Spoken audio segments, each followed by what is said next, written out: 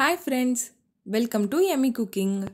இன்னைக்கு நம்ம Yummy Cookingல பேபி ஃபுட் banana puree எப்படி செய்யறதுன்னு பார்க்கலாம். banana puree செய்யறதுக்கு ஒரு banana எடுத்துக்கோங்க. அதோட ஸ்கின்னை ரிமூவ் பண்ணிட்டு ஒரு fork யூஸ் பண்ணி இந்த மாதிரி bananaவை ஸ்லைஸ் பண்ணிட்டு நல்லா மேஷ் பண்ணுங்க.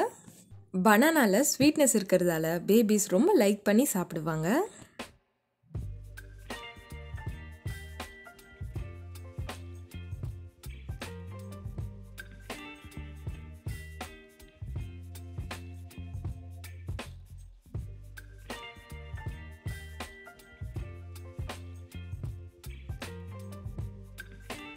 இப்போ பாருங்க பனானாவை நல்லா மேஷ் பண்ணியாச்சு.